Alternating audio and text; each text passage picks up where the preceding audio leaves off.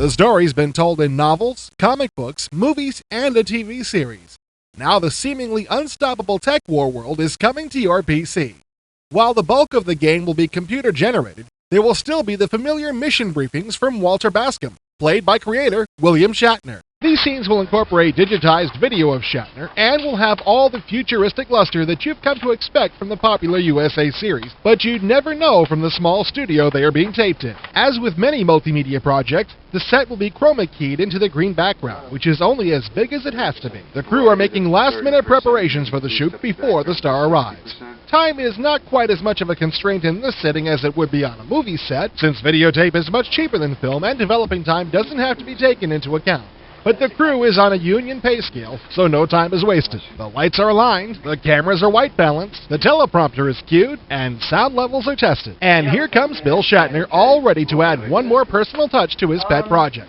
Greetings are brief, and then it's time to get to work. Bill reviews his script in the teleprompter while the camera and sound crew make last-minute adjustments to the scene. Stay with me. Don't let me follow you. I'm going to vary the speed. The director makes some last-minute consultations with Bill, but not much has to be corrected. After all, the actor wrote the script. As you can see, Shatner is wearing Bascom's colorful vest with his normal blue jeans. This shot will be cut off well above his waist, so why waste time with costume elements that will never be seen? The jacket is the last element to be put in place, and that goes on at the last possible minute to avoid unnecessary sweating under the bright lights. I suppose you're wondering why you're here. It's simple. You're the best. At least I think you are. You've already figured out that if this weren't important, you'd still be in cryosleep, so I'm not going to waste your time. Or more importantly, mine.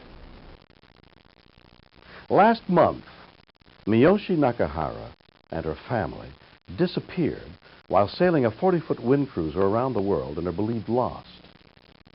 A week later, Nikolai Petrovsky suddenly left his lab and has not been seen or heard from since. It's occurred to me that the disappearances were no accident. Oh, in case you missed the relevance, Nakahara is a Nobel Prize-winning cyberneticist whose forte is the matrix. And Petrovsky is a noted cyberbiologist who's an expert in tech addiction. The connection, if there is one, could be the worst thing to hit this city since the quake of '22.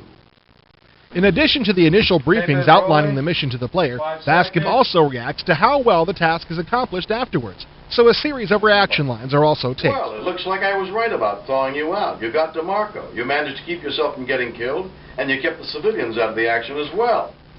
Don't get cocky. Keep screwing up like that, and I can guarantee you a trip back to the freezer.